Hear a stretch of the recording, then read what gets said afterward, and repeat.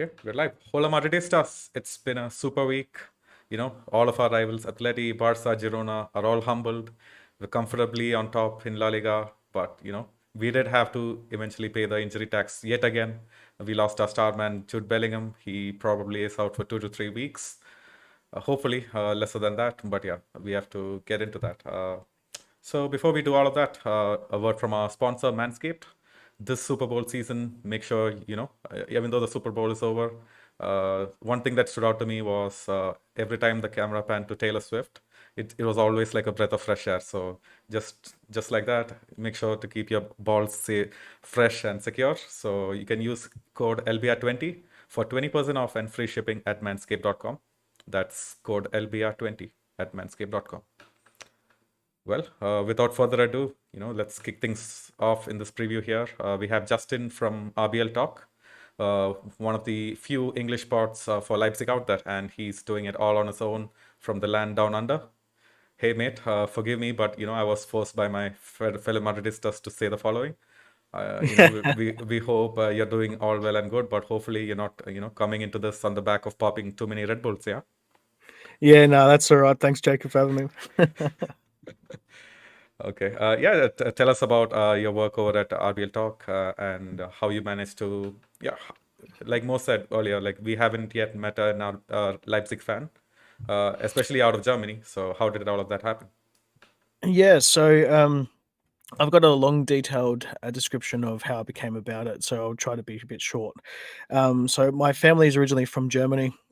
I grew up and lived in Australia all my life. I speak very limited German due to my great grandmother, who was only speaking German in her later years when she had dementia. Um, And I never really grew up with football because being in Australia, it's always Aussie rules or cricket or anything like that. And I remember flicking through some games and watching, Real Madrid was one of them. Manchester United were big. I think Newcastle were even big back then. We didn't have cable TV, so it'd just be whatever games were on. And then I was really looking for a team in Leipzig. So I just punched in Google one day, Leipzig, football or soccer team, and RB Leipzig came up, and I was like, oh, cool. And I've just been following them ever since. And you get a bit of flack for it these days. It's more so the German population that will give you a lot of flack for it. And I understand that how it's run and so forth. It's not run traditional in Germany, and also how you guys are run. I think Barca is the same. I'm not too sure if there's any La Liga teams that are actually owned by any companies or anything like that. I think like Valencia used to be owned by someone at one point. I know the EPL is big on teams being owned by people or businesses. But yeah, and just been following him ever since. I still remember going back in the day, having to try to find live streams of these Leipzig games that I wasn't even sure they were Leipzig games to begin with. The commentary was in German, and I think one was even just like a live stream of someone's phone or device just watching a game back in, I think they were tier 3. So you've come a long way compared to where we were just even 10 years ago. Absolutely. Yeah, I'm surprised. Yeah, I did expect that, Leipzig would get that sort of treatment from the rest of the German league. But then, even in La Liga, like we have things to complain about too. I mean, Man City owns one of the club who's second in the league right now. So Yeah, it was actually one of my friends that told me about that the other day. He's just like, "Oh, do you know?" Forgive me if I'm going to say this wrong. I think it's Girona or Girona. Girona, yeah. They turned around and they're like, "Do you know City owned them?" And I'm like, "Say what?" And then I looked it up, and it's not like a controlling stake, but it's still, influence nonetheless. And when you look at it, that's I don't follow the A League here in Australia, but we've got Melbourne City that were renamed from, I think they were Melbourne Heart or something like that, and they're obviously a City Football Group club. And people say that Red Bull is bad because we've got like 3 or 4 teams, but I think City take the cake. I'm sorry if I've annoyed any City fans or anything listening or watching to this. No more. I'm sure Mo will tell you. Annoying City fans and EPL fans is our part-time hobby. But yeah, Mo, how are you doing? Are you still on top of the world since last week? Yeah, I mean, exactly. I mean, how can you not be after the week that we had?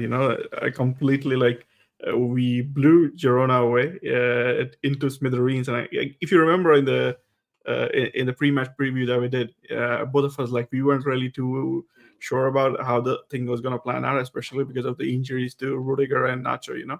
Without a center back. But then, as Ancelotti said, Carvajal played like he had played 300 to 400 games as center back. So when you have CB Carvajal, I mean, you don't really need to worry, I guess, from now on. So on top of the world with Chouameni and Carvajal without conceding a shot on target, I mean, it doesn't really get better than that. And then on top of that, you add to the fact that Atleti lost their game against Sevilla of all teams. And then, Barcelona drew, although I would have probably been happier if Barcelona, dropped a few more points, probably lost the game. I guess a few refereeing decisions went in favor of them. I mean, it definitely does help when Laporta is moaning about referees like 24/7. So yeah, man. The only thing that could have been better was Barcelona losing, but yeah, overall, I'm pretty happy about the whole weekend. Football wise. Yeah, for once the football gods just aligned, and it was a very happy week for Real Madrid. But we did not come out of it just without any casualties. We lost a talisman and whatnot. Yeah, man. Jude's injury is kind of worrisome because he's been an absolute talisman for us, like you said. But I kind of have incredible belief in Brahim Diaz stepping in and delivering, and I think Ancelotti sort of showed us his blueprint how he's going to approach this game because he kind of switched Rodrigo towards the center and Brahim in the half spaces. So I guess that's going to work in Las Palmas game when we went away to the Canary Islands. I guess we kind of struggled with it because Brahim was playing centrally and we didn't really get much penetration. But I hope Ancelotti sticks to the things he did in Girona and we have a good game.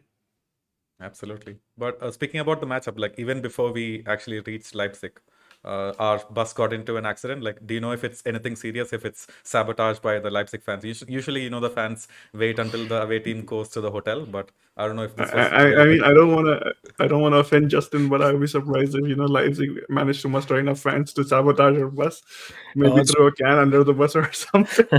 It's pretty hard to offend me, lads. Trust me. I get enough flack on social media as it is. I've just people just turn around and just give me, flack all day long for being a Leipzig supporter. They've even said to shut this podcast down. I was like, no. And I think they will wait at least until the plane lands or something like that if they're going to do anything, because international stuff. No, man, but seriously, I guess it was just somebody who kind of got enamored by the fact that he was traveling next to the Real Madrid bus and got over eager and started videographing it, and it kind of grazed the bus and stuff. So it's nothing serious. I guess it was built in Germany who were reporting that the guy had 3,000, 4,000 euros worth of damage to his car or something. But yeah, in Spain it's been nothing. So yeah, overall nobody's hurt. That's all that matters.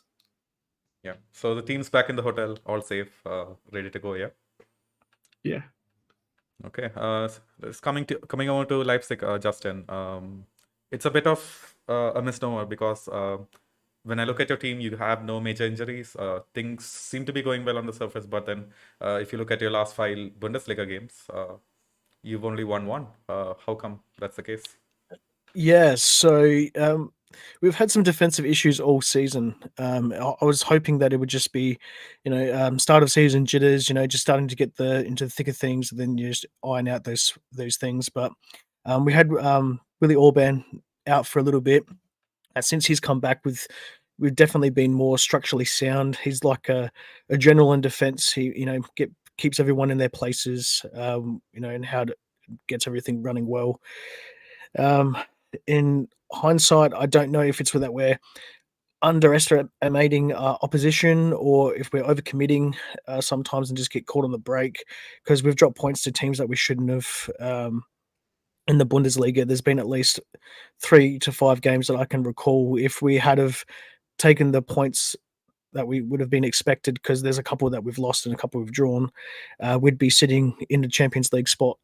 Currently, we're sitting in 5th, 3 points just out, just behind Dortmund and Stuttgart. And then the top 2, which is Bayern and Leverkusen, who just beat Bayern the other day, 3-0 or something like that. we got beaten by them as well. We managed to, in the very first game of the season, or round 2 or 3, we managed to lose against them, but we played quite well compared to when the reverse fixture was. In the way I look at it is that sometimes it's got to do a bit of personnel, and it's also got to do a little bit of management. Now, there were calls for Marco Rosa to be sacked or to go. I was not one of those. I did say, is it time for Marco Rosa to go, so to speak? But I said no. Give him the whole month of February at least to see what's happening. And he turned it around in the most recent game. Sorry, not the last one against Augsburg, the one before that. But the defensive issues still persist, and I can't really think of what it is. It has to be something internal, I would say. I don't know if it's just mentality as well, because we've got a bit of a young squad as well. Like, when you look at it, we've only got a few players that are over 30.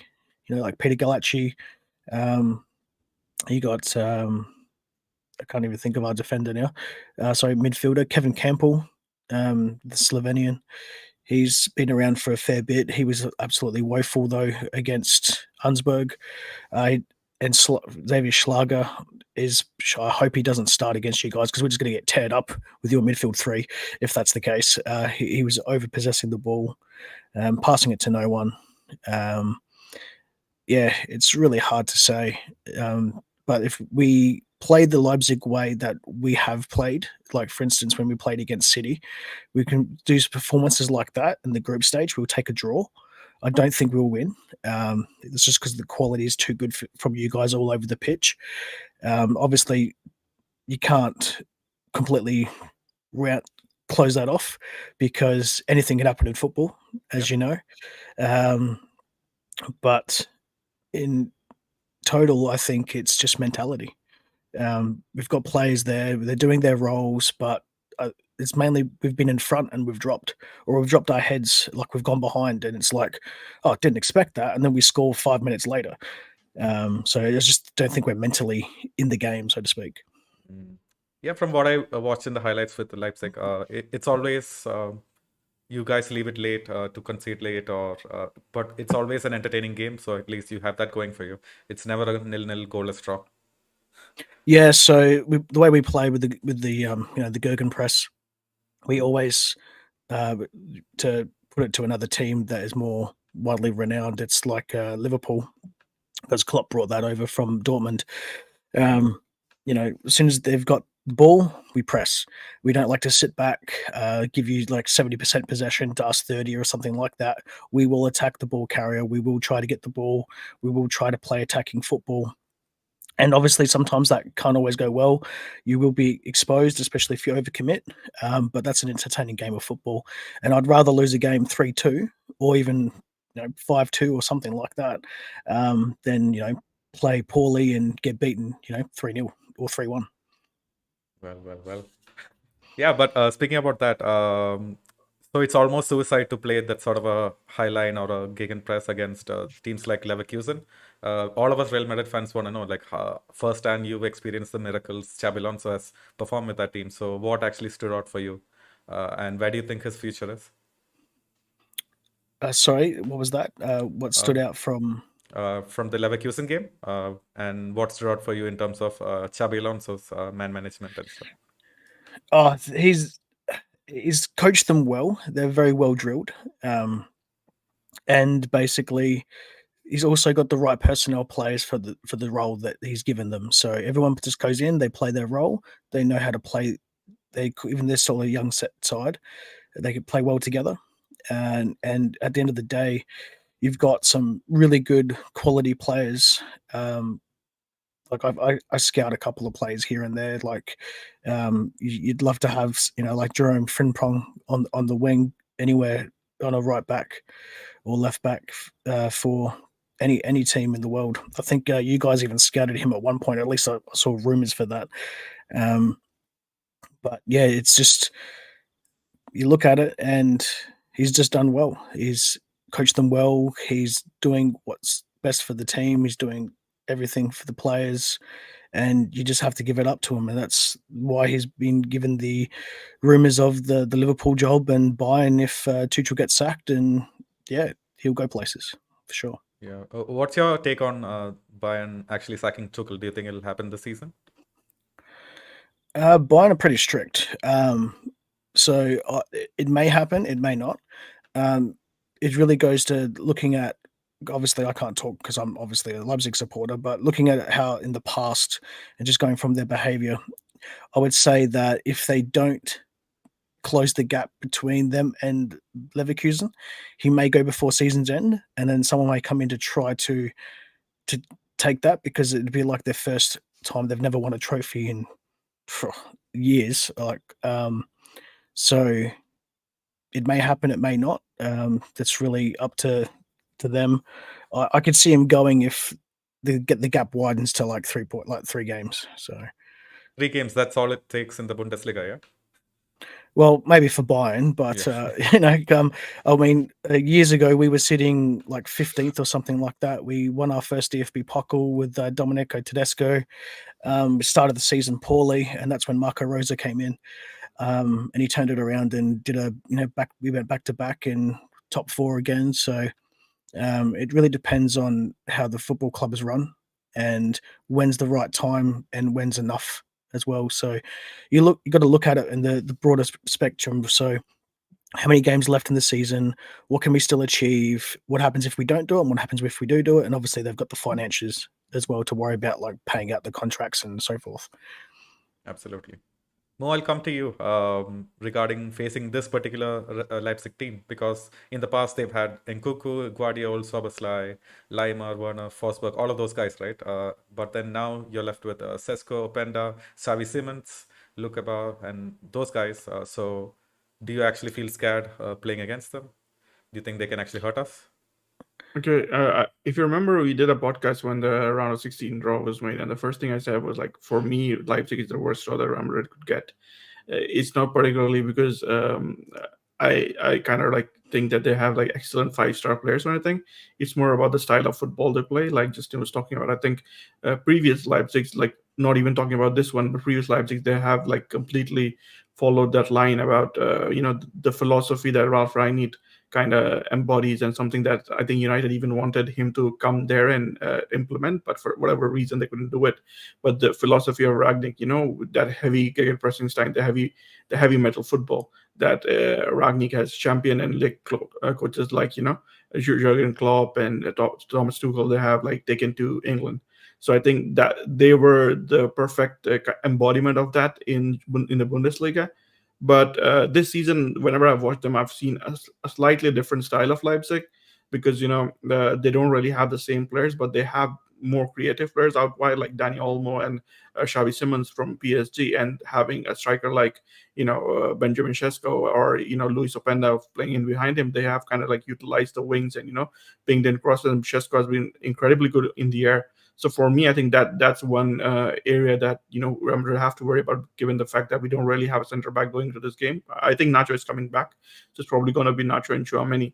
So for me, handling that aerial ability, especially of Sesko and Openda making those run-ins behind, and taking advantage of the fact that players are getting center backs are getting gravitated towards Benjamin Sesko. So when this happens, I guess that is how Leipzig open up teams. I was watching the game in the midweek, and while I watched it, I think they were leading by 2-1 or something. So but after I stopped watching, they lost. So sorry about that, Justin. Probably I should have watched the full game. It looks like I have to blame you then. But yeah, man, for me, that's the biggest worry facing Leipzig. Previously it used to be about how good they were at pressing high, and not giving us space, and especially given the fact that Modric isn't the Modric that he used to be previously. So for me, that would have been a big worry. If you remember, like the last time we played Leipzig in Leipzig, we kind of lost like 3-2, and it was without Benzema. So we knew we were going in with an inexperienced team, and we didn't really have an outlet to hold the ball up and evade that pressure. But this time around, I'm slightly more confident, given the fact that we Rodrigo and Vinicius are more experienced, and we have Kroos playing at top of his form, and how press resistant he is. Like everybody knows that, so we don't really need to be we don't really need to write books up talking about it. So having Kroos, and then Fede has been playing good, and Camavinga has been decent. So for me, having this midfield and Brahim is obviously pretty good under pressure, as you've seen multiple times already. So for me, it gives me some confidence. But yeah, the biggest worry for me is balls coming in from the wide, especially given the fact that in recent games, I've always talked about this, but Mendy not pressing enough, on his wing and not stopping crosses, giving too much time and space. Lucas has done good, but I don't know if he'll play tomorrow. Probably Carvajal playing out wide, then how he deals with cross and everything, and especially the threat of having Šeško, because Šeško is one player I kind of wanted to ask Justin about, and in time we will. But yeah, man, having him in the center of the box, that area presence, I think that's going to be a big threat to Real Madrid. Yeah, man, go for it, Justin. Tell us about Šeško and the type of goals that you like to score. Yeah, so obviously he's a good for being an aerial threat. He's had a couple of good headers. A couple of rounds ago when we played Bayer Leverkusen, I really first saw him being able to beat a player. I know he's already have a bit of explosive pace off the mark. Nothing absolutely fantastic, but he's no slouch when it comes to he's no person being slow, and he beat Jonathan Tah in the Leverkusen game just by sheer pace and skillful ability. So he's able to dribble as well. So he can carry the ball. He's got a good, powerful shot on him. He is normally a player that is dominantly powerful in the air. He can play and score goals from outside the box, inside the box. He's pretty much what you would look at the power center forward or striker as per se, like the Haalands, the Cristiano Ronaldos, that type of mold. So if you whip anything high enough, he's going to be able to bury the headers home. He can dribble past players and shoot from range. Anywhere, he's got a good curve on the ball as well, and he gets good conviction behind those as well. So anywhere, 20 yards out, he's going to be a menace. And he's just improving over time as well. He's never really got the chance to start a lot of games for Leipzig, and now he's getting those runs, and he's taking advantage of it. And personally, I think that him and Openda are our best two a striker combination, and something that's going to be solid for the future if we can hold on to those players. Let's take nothing away from our other strikers, like Yusuf Poulsen, who's our record appearance holder. He's still be able to win games and stuff as well. So I just think he's more of as he's getting on in age, as an impact player or getting someone with experience when it's time to, hey, we need someone to be able to do something, and then put him in the right roles and situations. But I wouldn't underestimate us by any means. That being said, we've got to play really well on our top positions. And Openda and Šeško are a pretty deadly combination when it comes to being able to put on a couple of goals real quick. Absolutely. Yeah, I mean, talking about Šeško, I think this is a guy I've been following since he was at Salzburg. So I was kind of surprised, but not surprised that he chose to go to Leipzig because of the connection that obviously exists. But even in the last two games that I watched him, against Augsburg and then against the previous game in Union, he was pretty brilliant. I think against Union, he kind of had a goal and another goal ruled out, if I remember correctly. Yeah, so that's right. like Justin said, he's one of the players you want to watch out for if Real Madrid cannot get a Haaland or an Mbappe to come in. So I guess Benjamin Šeško is a pretty good shot, because for me, whenever I've watched him, I've been incredibly impressed. But another thing about Leipzig that I want to ask you about just is the fact that you guys lost Szoboszlai in the summer window, right? I don't know if you were kind of expecting to lose him, but then since then you have brought in Xavi Simons. So how has your style changed, with these changes? And then you have lost Konrad Leimer, who was an integral part of your midfield. And now I guess you got in Baumgartner, but I don't know if he's starting too much. Yeah, Christoph but you have Baumgartner. you have Kevin Campbell and like you said, Schlager playing in the midfield. So how has Leipzig's style, in your opinion, as a regular watcher, how has your style evolved over the years, especially this season? So the way it's evolved is more so that we're not having more individual players. We're having to more focus on a team. So we don't have those individual stars that are going to be able to take the game away from the opposition. So when we had Nkunku, we had Szoboszlai, we had even fullbacks completely gutted by Bayern and a few other teams the year before. We had Upamecano go, we had Konate go, we had like Conrad Lima go. We've basically had to replace most of our regular starting 11, and that has been a little bit hard, and it's a little bit of a transitional phase. And the one criticize I have with Xavi Simons is not actually anything about him as a player or anything like that, because he's an absolute talent. He's definitely a generational talent, and he's also, the sky's the limit at the moment for him. So he can absolutely do anything at this stage because he's only like 20 something. So you think at 20 years old, you've still got at least minimum 10 years of football left, and you could do anything. And it's that he's a PSG loanee, so we are a completely different side without Xavi Simons in it, and for good reason. He's a quite top player, but if we don't hold on to him, we're going to struggle to be able to find a like for like talent in that role and position for us. So, going back to what you said, we've had to go from individual players only going into playing as a team, and we're still needing to find that creative player. Danny Olmo hasn't really done much since he's come back from his injury, as in he's done some great glimpses of things, but he hasn't won a game himself. He did that against Bayern in the Super Cup 3-0. That was a fantastic performance. But this is one of the criticizers of Leipzig, is that we do struggle to hold players on and keep them. I don't know if that's more of because we're a young club or ambitions of other players or anything like that, or if it's how the club is. Like, we seem to get some good players, get them in, build them up, develop them well, especially in the academies, and then we end up selling them on for profit, which, hey, football is a business at the end of the day, but you still want to see your best players and stick around, for your team. So yeah, I hope I answered your question. Go ahead if I didn't. I rambled a little there. No. It was actually interesting to hear, talking about how the team went from individuals to more of a team approach. But then one player, focusing on individual, one player I definitely wanted to ask you about is the fact that with the last two games I watched him, I didn't really see much of Simakan. But, this was one guy when Real Madrid faced you guys last season. He kind of did a good job against us, especially on the right back position. So for me, I want to ask you about him. I think he's playing more centrally this season, if I'm not wrong. Yeah, correct. Yeah, correct. So he's normally been a centre back for most of his career. We've just used him as a makeshift right back. I don't mind him at the right back. The only issue I have with him is he's not a very good crosser of the ball. So when we have him at the right back position, we normally sacrifice Benny Henriques on that right back flank. So when we lose him, the only thing that we have is no crossing from that right hand side.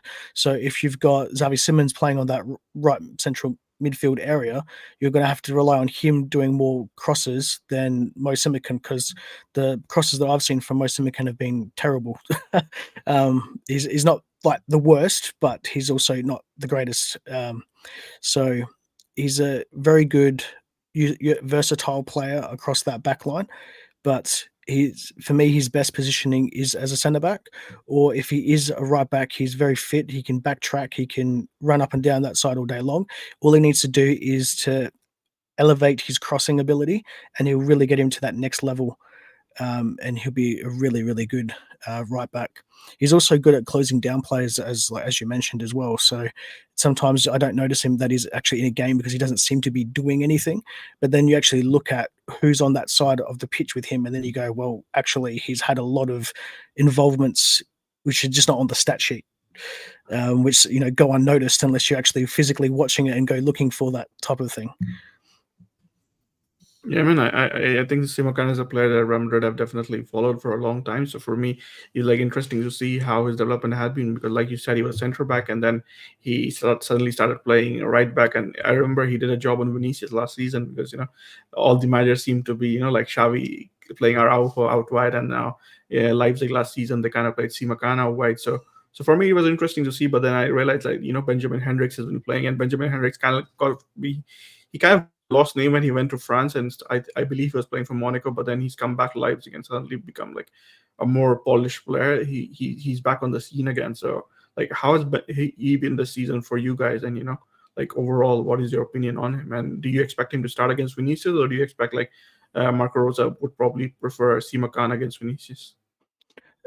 So yeah, Benny has done well. I wouldn't say he's done anything bad by any means. He hasn't also lit the competition alight or anything like that.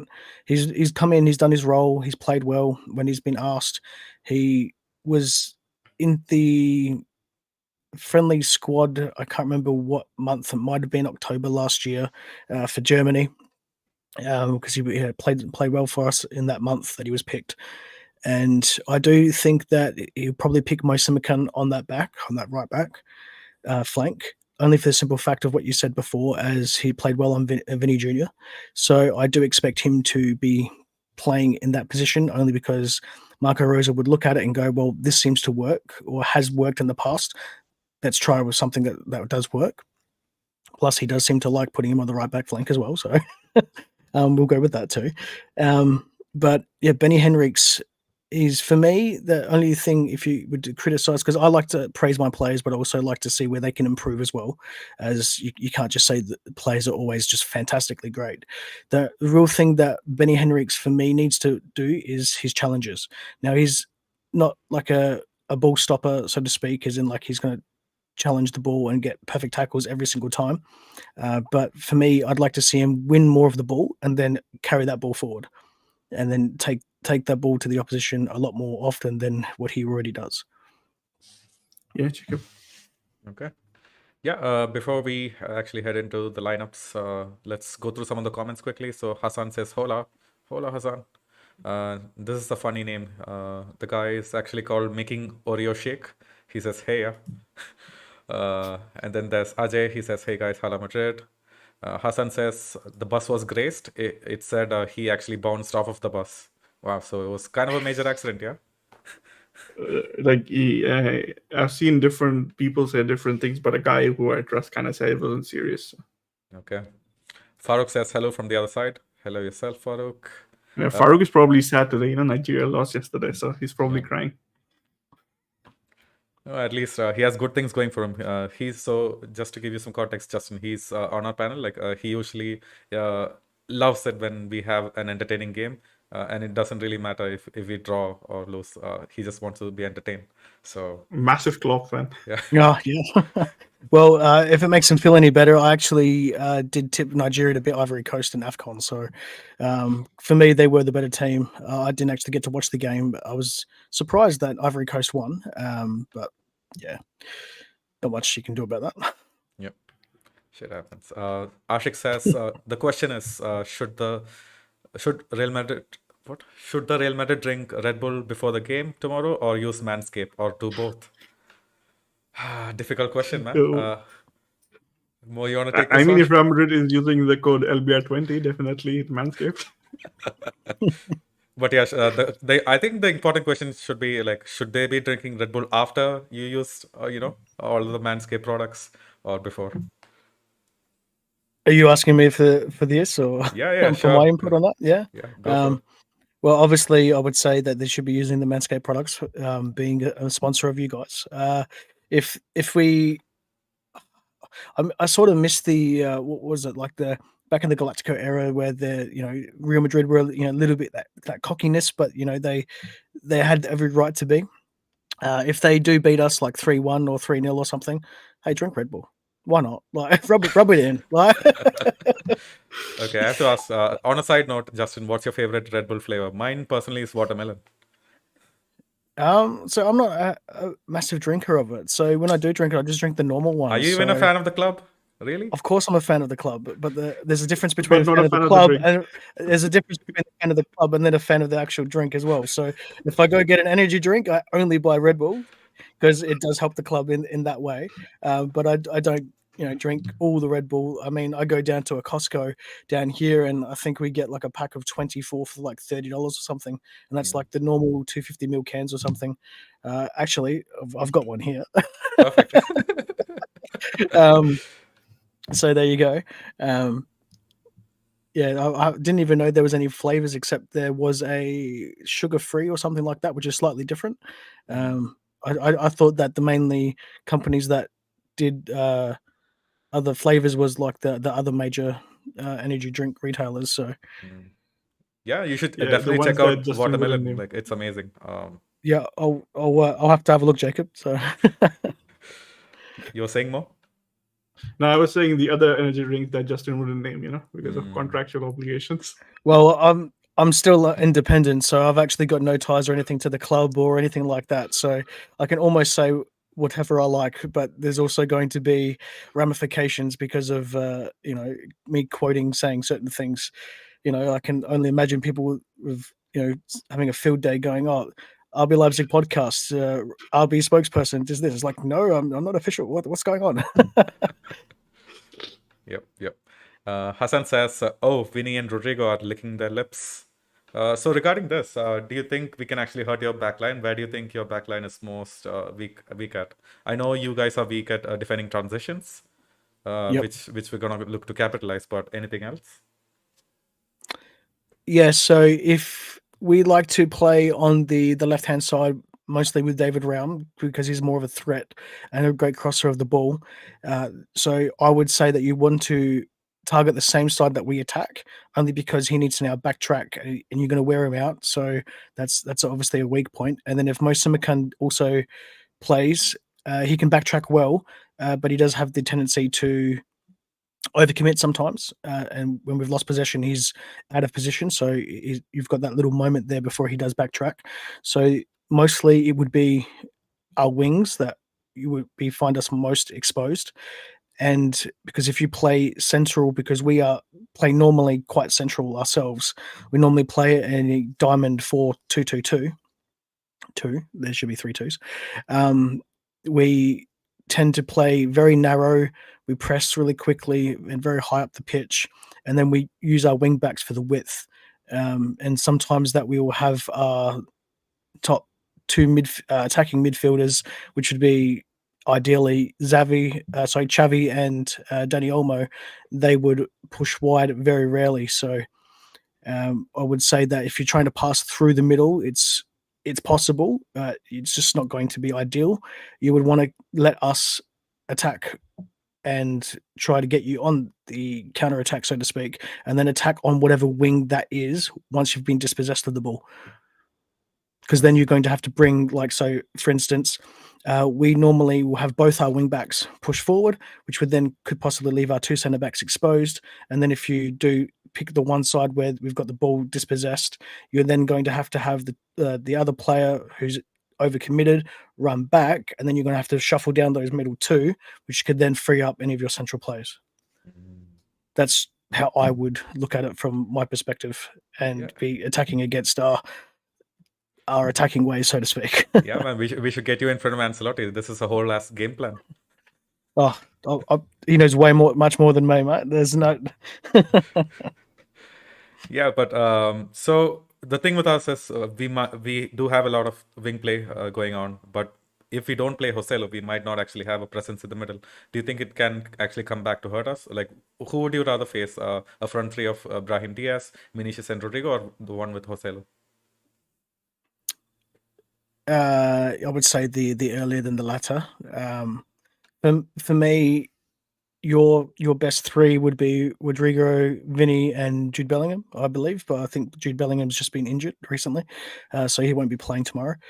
For me, that's your ideal front three. I think Joslu could play up front as well. I'm not too sure if he's injured or anything like that. It really depends. Sorry, he's fit. He's fit, yeah. So it really depends on how you want to shape it. You could shape your formation multiple ways, as Ancelotti knows more than just one formation. You can go with a back three, go with a flat back 4, 3-3 midfield and forward line. If most general teams play these days with a 4-3-3, so if I was going with that, I would probably put. This is just for me. I'd like to see Vinny and Rodrigo play. It'll be up to you guys who you'd pick as your centre forward, because without Bellingham, it's really just to fill the void for me. And then in your midfield 3, I would have what would it be? I'm trying to think of your players now. It would be Tony Cruz, Camavinga, and I'm trying to think that Fede. that's the one. That's only there's another player I'm thinking of. Like you got so many star players, it's so many, and Freddie Valverde. You forgot the one player who probably fit the Leipzig style the most, in Fede Valverde. Yeah, correct. I probably did that purposely in my head because we want him over here, but we never get him. And then to be your back four, I'm not too sure if I think Rudiger's injured, isn't he? Yeah. Yeah. So your captain Fernandez is coming back. You've got Chimini as a makeshift centre back. He's actually done quite well. I was quite surprised when Ancelotti put him over there. I thought he was lost it, so to speak. But hey, it's good to actually be able to have that. And to be honest, I don't even know who you have as a left back. It's Ferland Mendy, the best defensive left back in the world. Mendy. To be honest, I actually thought he might have actually been sold off or moved or something like that. So yeah. A lot of Real Madrid fans, hope to see that next season for him to be actually sold and but not on this podcast. No. And Alphonso Davies to come on. Yeah, except for the people on the spot. Yeah. What's he now? Is he late 20s or is he in his 30s? Late 20s. Late 20s. Yeah. Was that didn't he play for Chelsea at one point, or am I thinking of someone else? You're thinking of Edouard Mendy. He was he was a goalkeeper. Yeah, that's the one. Yeah. All right. Before we go for the ad break, maybe Justin, you can break down the starting 11 for you guys. So it's going to be Galaxy, Simeka, and Lukebaka, Orban, Raum, Olmo, Schlager, Campbell, Simmons, Sesko, and Openda. Yes, so that's what the predicted lineup is for how we started in our last game. Janis Blaswich has lost his spot as the number one goalkeeper. He did really, really well coming in for Peter Galacci, who did an ACL injury, if I remember correctly, last year and completely ruled him out for the end of the season. He's come back and his experience has been irreplaceable. And he's done well as he's come back, and he's shown he's still got what it takes, and the reflexes are still there. The Orban's back, so he's going to be playing centre back. It'll be depending on who he's going to play with. I suspect he'll be playing with Lucas Klosterman down at centre back with him. I expect on both sides we'll have David Raum and Mo Simmerkin will take the other side. In our midfield, I'm really hoping Xavier Schlager is not playing. As I said before, he was just terrible in the last couple of games. So I don't know why he played the full 90 minutes against Arnsberg, because he was actually quite bad. He did a lot of dispossessions. If we could just swap him out and you could just use the excuse of he played a full 90 minutes just a few days ago, so you're resting him, that would be good. I would like to see Kevin Campbell in there because he's got some experience. Play him in the central midfield. And then I'd like to see either Seiwald or Baumgartner start in there. So they don't normally start too much. They have their moments in and out. They're very good players. Baumgartner was getting a bit of a name as an impact player. He came on and he played, I think, in just a couple of months of football, it was like 700 minutes or something, but he scored like 4 or 5 goals or something like that. It's like averaging a goal every 11 minutes or something ridiculous. And there was one time where I said he has elastic ankles, as he got tackled. Looked like his ankle looked like it could have snapped the angle how it was. And then just moments later, he did a rocketing shot and scored a goal from outside the box. I was like, oh, well, you've got elastic ankles, mate. There's nothing wrong with those. And then, in our front two, it would be definitely Lewis Openda and Sesko. That would be for my picks. They've just been playing great together. And then just behind them, you'll have Danny Olmo and Xavi Simons. That would be the ideal starting 11 for me. As you being at home, we have to go all out. If you're going to lose, you're going to lose, but you've got to give us the best chance of seeing there's no away goals or anything like that, taking the best result possible against the world's best in European football. Absolutely, especially with all of these Real Madrid players missing. You really need to, if you need to stand a chance, you have to finish it off in this game. Correct. Yeah. All right. So we're yet to actually break down some of the pre-match quotes and the Real Madrid lineups as well. But before we go for that, Doris is with us, so she's gonna actually read out some things from our sponsors, Manscaped. Hola Madridistas, I'm back once again to remind you guys that we're partnered up with Manscaped, and if you want to help and support this project, and this little family of ours. Be sure to check out Manscaped and use code LBR20 at checkout for 20% off and free shipping. So 2024 is in full swing. We're already a month in, and if you had any New Year's resolutions to look better, feel better, I have a company called Manscaped. They're trusted by more than 10 million men worldwide, and if you want to take a positive step, in a good direction this year, start with yourself. And Manscaped asked us to introduce you guys to the new lawnmower 5.0 Ultra. It's a hair trimmer, for your sensitive bits. It features skin safe technology, to keep your sensitive bits safe. It has an LED bright, it's waterproof, you can use it in the shower. You get 2 extra heads, blade heads, to go either full smooth or an normal blade head. If you want to go all in, you can get the whole package. You get a nose trimmer, you get crop preserver, it's a ball deodorant, you get some aftershave, and in the box you also get some boxers and a bag, to keep all of those things in. So yeah, if you're interested, go to manscaped.com, use code LBR20 to get 20% off at checkout, and free shipping. That's LBR20 to get 20% off and free shipping at manscaped.com. And thank you guys, and back to the video. Yeah, I was just telling these guys, just save some things for the podcast, You guys go on and on. But yeah. You were saying we were gonna break down you want to break down the pre-match quotes now? Yeah, sure. Okay. But man, so- before we go on, I think we should really thank Doris, because she kind of like did the whole ad thing like at the last moment, because Super Bowl is today, so we had to record a new ad today. So kudos to Doris for the hard work that she put in. yeah, it didn't look like it was last minute at all. It looked very professional. Yeah, we were just talking in the morning and she was recording one, so it took her time and everything. So Yeah, big up Doris. So yeah, coming to Marco Rose's comments, it was mostly just blind praise at Real Madrid, at Bellingham specifically, saying he can absolutely be the game changer and whatnot. And from his time with coaching Dortmund as well, he knows he's actually surprised about the amount of goals that he scored.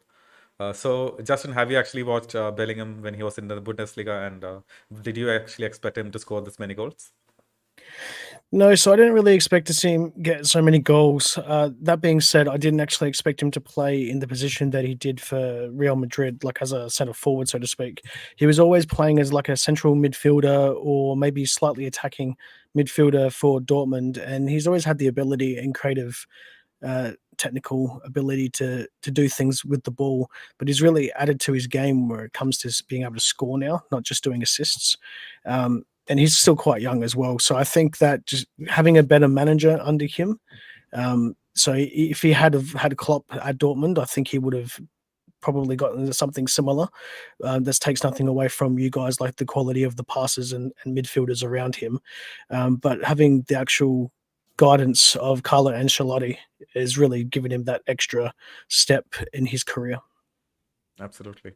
And it was Ancelotti and Toni Kroos for our side in terms of the pre-match quotes. Seeing so much Oh. praise for Ancelotti from Justin, I think Farouk is not happy.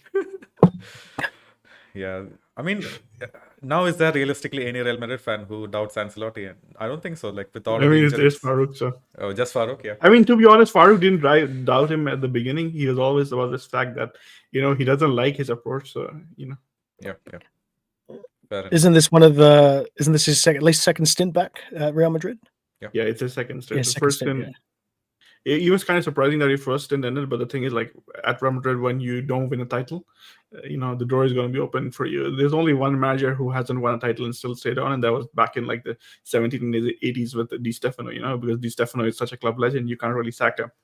But yeah, sadly, this is the thing I remember, but then, that is what keeps the demand so high and players performing.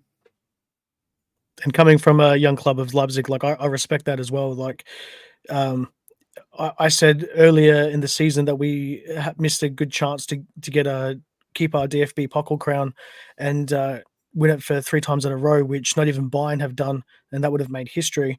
And I copped a little bit of flack for that because people are like, "Oh, why don't you go support Bayern then or something if you expect like a title every season?" I'm like, well, no, you need to actually understand. It's not that I expect a title every season. For me, I expect just minimum top 4. So you get Champions League football. We bring in the good best players around the world, and to elevate us and keep us in that.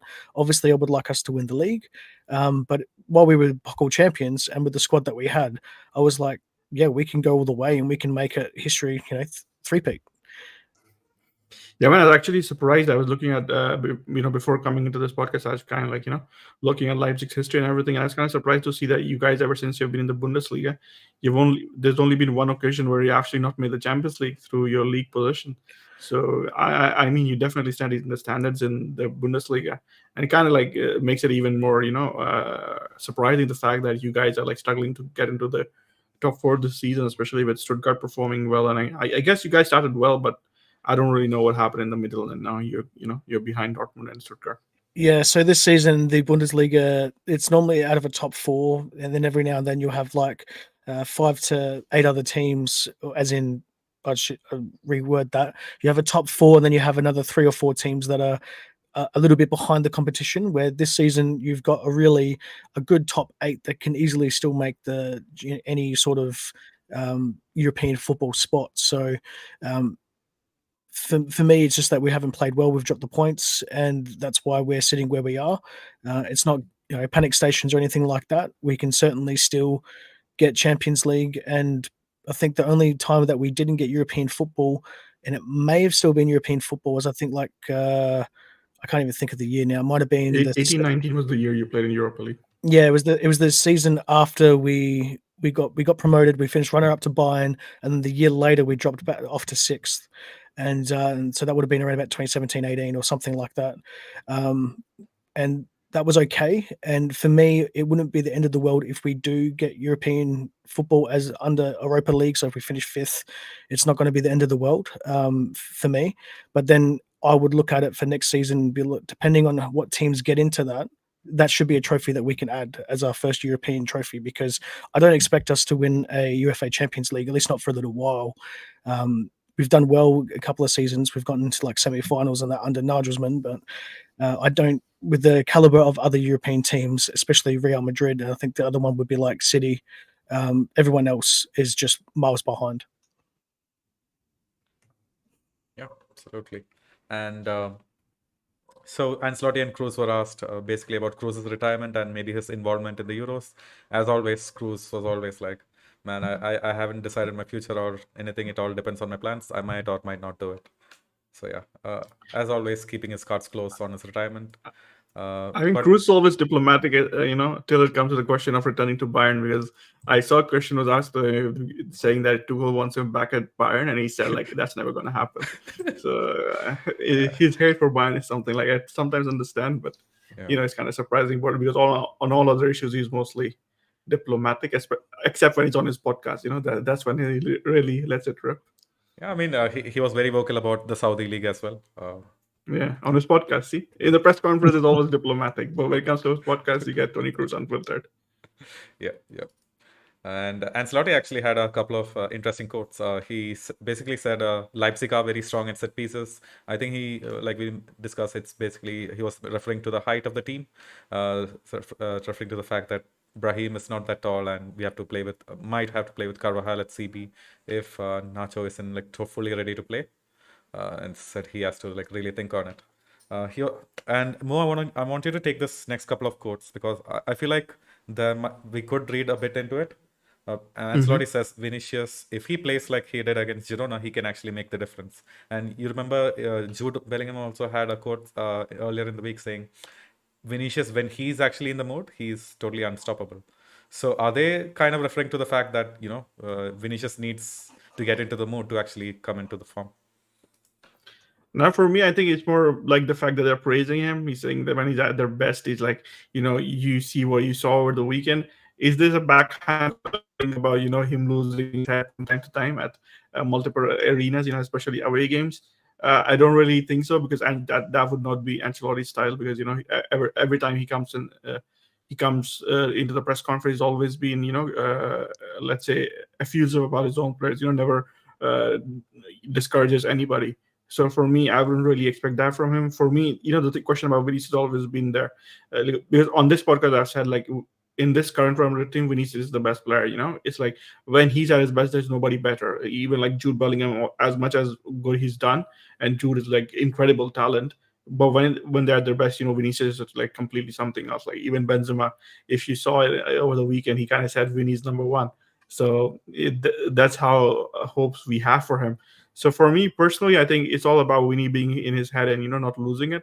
But going away to Leipzig, I don't really expect it to happen. But then the challenge of facing a player like Simakan, because we saw what happened last season, and especially given the fact that Jude isn't there for him to combine with, and Rodrigo and Vinicius might get isolated at times. So it's going to be interesting to see how Ancelotti approaches this game. But overall, as long as he keeps his head, and I think that's something that probably Ancelotti and Jude, like all his teammates, probably talk to him from time to time. So yeah, that's what we expect from him. Not lose your head on the field too much and just concentrate on the game. Absolutely. And you don't expect that to happen either when it's outside of La Liga. It's when he plays in Spain and away stadiums that he actually has that issue. And yeah. Ancelotti also had a bit of a hair raiser for me. I don't know what to make of this. Maybe it's just mind tricks, but he basically said, got asked who's going to be the starting goalkeeper tomorrow. Yeah, I knew it was coming when the way you phrased it. Yeah, so he basically said, Lunin or Kepa, I have it clear, and you'll see it tomorrow. And what the hell? I thought we were past all of this. No, I mean, it's Ancelotti, and the thing is, like, he's never going to say one player is like worse than the other, or one player is better than the other. I think with Kepa, the thing is, like, you've seen the mistakes he's made, but then the fact that, like, he was requested by Real Madrid to come here, like, especially the coaching staff. So Luis Lopez and Ancelotti probably think that they owe him something. So probably they don't want to completely rule him out. But for me, if we play him against Leipzig, especially with a player like Šeško in there, or even Poulsen, like Justin was talking about, if we have those guys coming in early, I would be worried, because a player that I didn't really touch upon, but Justin did, was Raum, and his crosses from the left back position are incredibly lethal. So for me, having that kind of a player pinging in crosses from the right side, especially, we don't know if Carvajal plays a center back, we would be having Lucas playing right back. So while Lucas has done well in La Liga, Champions League is like a different kettle of fish, especially with different styles and everything, and the pace that Leipzig will bring to the game. So for me personally, I don't see how he goes with Kepa. He definitely has to go with Lunin, because what Lunin brings aerially and everything. Yeah, especially for a game where our defense is not. We just basically have no defense. I would be shocked if Kepa steps up. And you need consistency from somewhere. You're not getting consistency from your center backs because of the injuries and everything. So you do need some consistency to the back line. And I like Farouk used to say, the fact that you need to pick one and stick with them. So I hope Ancelotti does that, pick one and stick with them. So he's picked Lunin, just stick with him for now. Yeah, I want to ask Justin, are you guys actually looking for a goalkeeper? Kepa is kind of free here. No, so we've actually got Martin van der Voort, who currently plays in Genk. He's 21 years old. His contract starts with us. It's already pen to paper. It's already done deal. Is this year, I believe, at the end of this year, or already started at the start of this year, and has just been re-loaned out to Genk. So we've got Janis Plaswich and Peter Galacci, both in their 30s. I do believe they're both in their 30s, or if not, Janis Plaswich is late 20s. Like 28 to 29. I think he's 32. Yeah, I'm pretty sure he's in his 30s, but sometimes I could be wrong, especially this time of the morning. We've got a goalkeeper for the future, and I was a bit disappointed that he wasn't already playing for us, but I can sort of see where Leipzig were coming from to develop him and still leave him in Belgium to continue his development. I was just hoping that he could come under Peter Galacci's wing and get him to show him some things and get him on a lot earlier, because we do have a quite young side. Personally speaking, I would rather be playing against Kepa than Andrei Lunin, because I've seen Kepa. I was shocked that you guys even grabbed him from Chelsea, to be honest. Like some of the howlers I've seen him do in his career. I know we always remember the bad things instead of the good things, but we could easily get a couple of goals behind you guys, I reckon, if Kepa plays, so might have a chance. I still think you have more than a chance, especially in the first leg, but yeah, let's see. Jacob, before you go on to the next quote, I have an interesting one for you. Sure. Yeah, Ancelotti said, honestly, after the spectacular game Carvajal played at CB, it scares me to, move him out of there. Yeah, I mean, what can you do? Like on one hand, you have like tall players that are coming up against Sesko and whatnot, with dangerous crosses also coming in. On the other hand, like if you move Carvajal and put Nacho in, who hasn't had like the greatest of seasons, it's a bit of a risk. So I can see where he's coming from. But having Carvajal, 6'4" Shesko against 5'7" Carvajal is like a mismatch Suicide. of David versus Goliath proportions. Man, I feel like we don't give Carvajal too much credit. I mean, I feel like he can I handle mean, himself well. But against Sesko, I'm not sure. But against most players, he can. yeah, no, definitely. Like defensively, Carvajal is pretty good. We've always talked about him at right back position, and center back. He's kind of surprised us. I was actually surprised against Girona. He had this one cross where he kind of leapt like to the full height of their players, and I was kind of surprised. Like I didn't know Carvajal had this in him.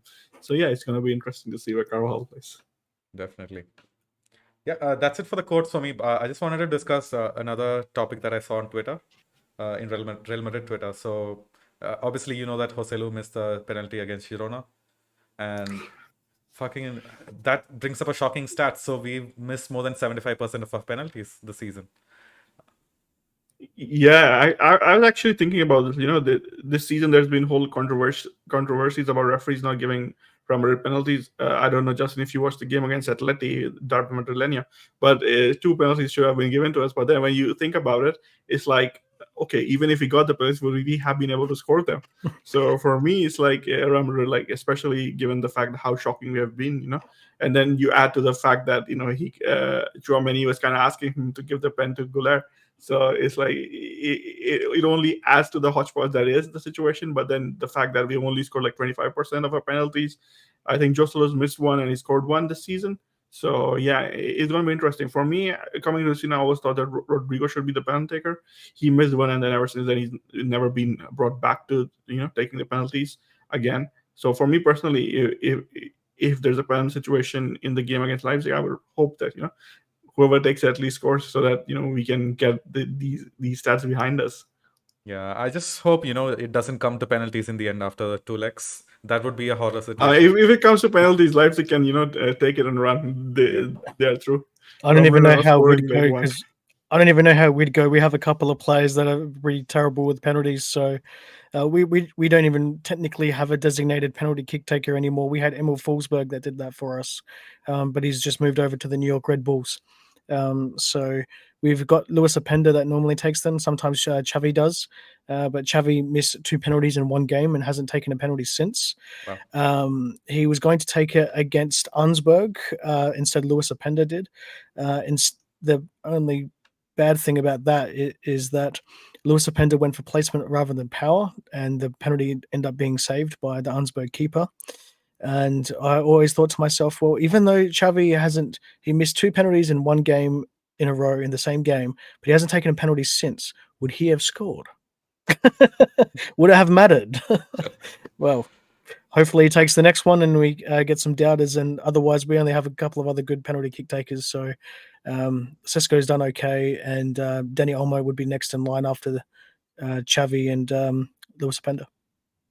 Absolutely. So yeah, I guess both teams have issues, and it's going to be a really fun shootout if it actually does happen. But yeah, I don't want to see that. My heart can't handle it. 0-0 with the keepers coming in to score the vital penalties. So. And then we sub Kepa on to actually score the winning goal. Will be something to see. All right, that's it for me in terms of the quotes. Do we want to head into the lineups now? The Real Madrid lineups? Yeah, man, definitely. Let's go. But I think before we go on to it, like just one thing I want to ask just is about the fact that you brought up Forsberg, and I have in my notes, like I was supposed to ask you about it, but he was such a loyal servant to your club, and now he's left. So what kind of a hole does he leave, especially in the dressing room and everything? Yeah, he was a bit of a character. Obviously, I can only go by images and reports and stuff like that, so outside information. But if you look at our Puckle wins, he always looked like he was having fun, especially when we won the second one. There's a famous picture with him with like a cigarette or something and a couple of the Puckles in his So he's the hands. Jack Grealish of Leipzig? if you mean by like the character Yeah. of it, then yeah, it would be basically, yeah. So it was always fun to be around. If I remember correctly, in one of the Pockle wins, I think Mo Simicon was sitting in a esky or something that was pushing him around. I think it was him. Don't quote me on that one. But he's left not just the character of himself, he's left a whole of just absolute talent as well. That is, you just can't replace that, especially when you've been playing in a system for several years. You know the players around you, how the system works. You just can't replace that overnight. So yeah, it's good to see him go and do a new venture. He's definitely not past it by any means. He could have played for any top club in Europe, and he's decided to go over to New York Red Bulls, which would be great for Major League Soccer. And I think he probably looked at what some of the other players have done, like Messi and Luis Suarez and stuff like that, and thought, well, I want to do something like that similar as well. So there he goes. Yep. All right. Let's head into the lineups, man. This time we don't have a lot of options, obviously. I'll kick things off with a goalkeeper and defense. So obviously it's going to be Lunin in the back line. Probably, from what, if we have to believe the reports that Nacho is going to be ready, it's Carvajal, Tchouaméni, Nacho, and Mendy at the back. Do you see any changes in midfield, Mo? No, man, I think it's going to become a winger Cruz, Fede, and obviously without Bellingham, you kind of bring in Brahim for me. The only question for Real lineup is like Brahim or Joselu. That's the only thing. And for me, I think Ancelotti is going to stick with Brahim. Okay, and if we actually go with Brahim, then who do we actually bring off the bench? We have Guller, obviously, who needs to have more game time, but who else apart from him and Joselu? I think off the bench is like it's gonna be Joselu if he comes on. There's always the option of bringing in Modric if you want to control the game and everything. And then Ancelotti also has a fascination with Ceballos that a lot of people don't seem to like a lot. And then if we need a little bit more attack, especially from the wings, you could always bring on Fran instead of Mendy. Make those changes. So for me, I think we are kind of settled. But yeah, Bellingham is obviously going to be a big miss because he has been like incredibly vital to the whole team, even when he's not scoring goals, because his goals got a lot of attention. But the other work that he does, and we have emphasized this on this pod, his ability to bring the ball from out of from out the back, and his ability to escape the press and his passes into space, into his vision, everything. So that's something that we're gonna miss. But hopefully Brahim can bring some of it, and Brahim, Rodrigo, and Vinicius combined well and do the job. Absolutely. And Justin, do you guys have any hidden weapons off the bench? I wouldn't say hidden, as everything is pretty well known, especially coming from Real Madrid. Their scouts are one of the world's best. So the coming off the bench, like I said a little bit earlier, if Christoph Baumgartner doesn't start, he's a bit of an impact player off the bench. But he's just a normal central midfielder who can play an attacking role as well. So he's not like if you took Danny Olmo off and put him on, it'd be the similar position, but it's definitely not the same quality. Other than that, you've just got basically players that are more experienced. Really depends on who we start with and who we come on with. We do have a decent squad, so there's a number of ways we can line up, and we'll have players that come on with fresh legs to do the job, and that can be impacts off the bench, but nothing that's going to be someone that you wouldn't know of. Like Powson can come on and play a good 20 minutes. If change him for Sesko if you see him getting a bit sluggish. Then you've got good midfielders. We can use Nicholas Seiwald to play left back as well if need be, as he does for Austria. So he can also play central midfield or as a defensive midfielder. So we've got good depth to cover all positions on the day, but nothing that's going to turn around and just be like, wow, I didn't expect that. Well, at least, beggars can't be choosers. Like, we actually don't have all of our positions even covered. Yeah, well, when you've got Chimney, one of the a great central defensive midfielder and central midfielder in his own right, playing centre back, I look at that, and I mean that's a stock standard thing for the last several months that I've seen. But when you look at it, and if you weren't following Real Madrid, you just go, "Why is he there?" So yeah, absolutely. I guess that pretty much wraps up this podcast. We can go for predictions. What do you think? I would go probably with a draw, like maybe 1-1 or 2-2, because I kind of rate Leipzig and this game is going to be tough for us. But I believe in the quality that Vinny and Rodrigo would bring. But so for me, it's probably going to be a scoring draw. And is Sesko gonna get a double, or are you hoping Xavi I'd Simons? say I'll probably put money on Openda to score. Okay, a long ranger then. Not a long ranger, but yeah, his ability to run in behind and get into the box on the end of a good pass or anything. So you can never rule it out. How about you, Justin? Well, if we're going to go by my actual podcast prediction that I just released, it's 4-0 for you guys, actually. So, Oh wow. but yeah, I just thought that you guys were going to just absolutely blitz us. I thought that we weren't going to play well. We were just going to play one of those games where, we've had defensive problems all season, so it really depends on what team shows up, so to speak, on the day. If the team that's going to be leaking goals shows up, yeah, you'll just run all over us, and it doesn't matter who you have on the pitch. We're just going to lose. We'll just let goals that go in that shouldn't happen and concede. But judging from what you guys have said, it might just be a 2-2 draw if we're lucky. Otherwise, I think you guys will still win, but maybe 2-1. Wow. Still pretty I mean, pessimistic. it's kind of funny. Yeah. It's kind of funny to imagine the fact that a Leipzig fan thinks we're gonna rout them 4-0. Never gonna happen. Never gonna happen. Well, I rated Girona pretty high up there and played pretty well, and I think you guys were still league leaders at the time, and I was like, oh yeah, top two clash. I only caught the highlights of it, and you guys just absolutely blitzed them all over the park, and I was just like, okay, if they're doing that to Girona, we're screwed. But it really depends on, like I said, what actual team of Leipzig shows up on the day. If a defensive leaking team shows up, yeah, you'll win quite comfortably. If it's the team that played a couple of weeks ago, not the game against Augsburg, the week before that, then yeah, we have a chance of getting a draw. I highly doubt a win, but yeah, a draw would be our best result, I would say. For me, I think compared to Girona, you guys have a lot of pace and verticality. So that is something that can, hurt us. And as the physicality that is present in the German game, and the fact that you guys follow Ragni's philosophy of, pressing with intensity. The intensity is the big thing, in matching intensity, because the La Liga games are a little bit slower. So you kind of get more time and space to make those decisions. But in Europe, and especially against German teams, that's always a big worry. And kind of like the funny thing is Leipzig is the only German team that has actually beaten us like in last 10-15 games. So you never know what's going to happen. Yeah, but what I looked at that and I thought that was because it was a group stage game. For me, it was nothing like writing on it, so to speak. Like you'd look at that group and you'd expect both the teams to go through, so to speak. So you look at it and go, well, you're not playing round of 16 football. We're not playing, semi-quarterfinals or anything like that. There's nothing major on the line. So for me, it was like as the Australians would call it, a dead rubber, so to speak. The result didn't matter.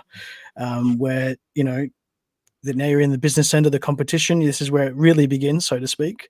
And you got to come up and you got to show up. Otherwise, you don't. That's how the loser teams get out, so to speak. Yeah. You weed out the bad teams because they just don't win. Absolutely. Yeah, for me personally, I'm going to go with a 1-0 win or a 2-1 win. I feel like when Real Madrid have their backs against the wall, we somehow managed to pull it out. And the things that we worried about, especially our defense, we're going to do well, and then maybe we'll have problems attacking. So that's just the things that, happen at Real Madrid. So I'm going to go for a 1-0 win. Just quickly, I think if we score or we play well in the first 15 minutes and really just take it to you straight away, that would be our best chance of getting a favorable result for a Leipzig's perspective, because you've got the home crowd as well, and they'll actually believe. But then we'll also possibly get complacent and let you come back into the game, as we sometimes tend to do.